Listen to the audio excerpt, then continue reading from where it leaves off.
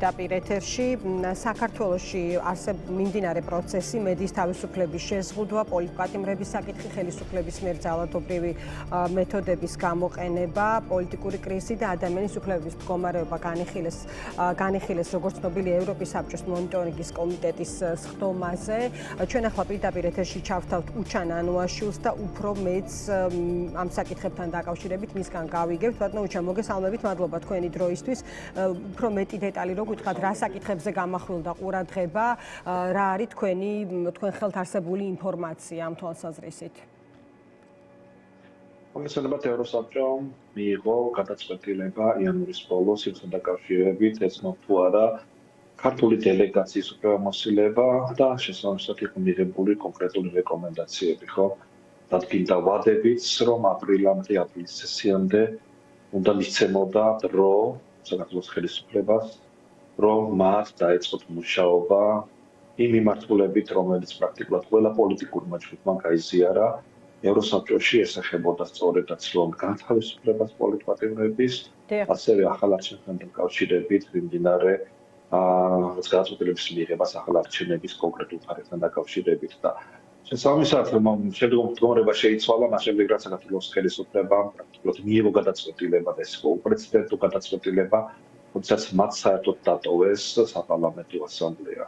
მონიტორინგის კომიტეტი არის ის სტრუქტურა, რომელიც დეტალურად სწავლობს საქართველოში განვითარებულ მოვლენებს, რამდენად ასრულებს ქვეყანა იმ ვალდებულებებს, რომლებიც გააჩნიათ ევროსაბჭოს წინაშე.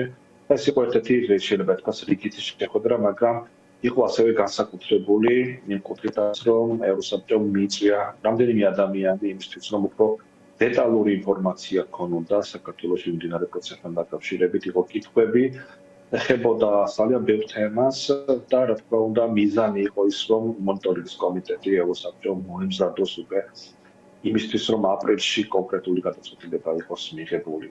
თუ როგორ იმოქმედებს, როგორ იმუშავებს მთლიანად ეს ორგანიზაცია საქართველოსთან მიმართებაში, მათ ასევე ყავდათ დაფიქსირებული საქართველოს ხელისუფლების წარმომადგენლები, სურდათ მოესმინათ გარკვეულ საკითხებზე მათი პოზიცია, სამწუხაროდ ხელისუფლების წარმომადგენლები არ გამოცხადდნენ და არ მიიღეს მონაწილეობა მონიტორინგის კომიტეტის მუშაობაში. და მთლიანობაში იყო ძალიან ბევრი თემა, ბევრი კითხვა.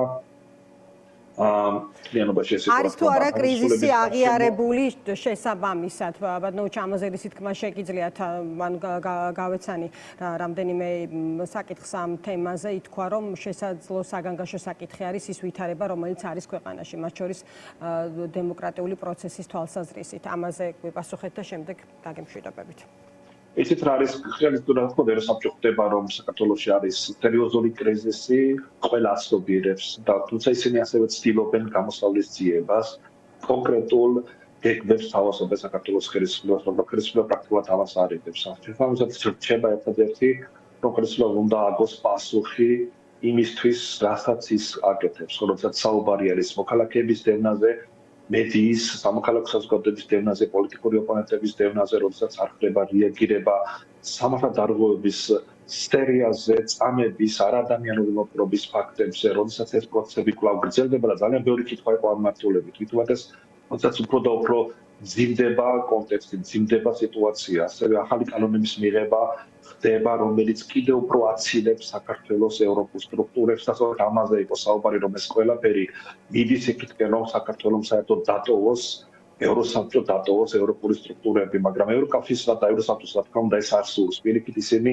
ცდილობენ დაეხმარონ საქართველოს და ამაზე კიდევ ერთხელ იყო ხამალა გაჟღერებული, რომ ჩვენი მიზანი არის სწორედ ის, რომ დავეხმაროთ საქართველოს, რომ საქართველოს ხალხმა მოახდინა არჩევანი წლების წინ, რომ გამხდარიყო ევროსაბჭოს წევრი და ეს ვალდებულება საქართველოს ხელისუფლებამ ნამდვილად უნდა შეასრულოს ნებისმიერ ფასად. დიდი მადლობა, დაგემშვიდობებით, დემოკრატიის კვლევის ინსტიტუტის დამფუძნებელი უჩან ანუაშვილი საუბრობდა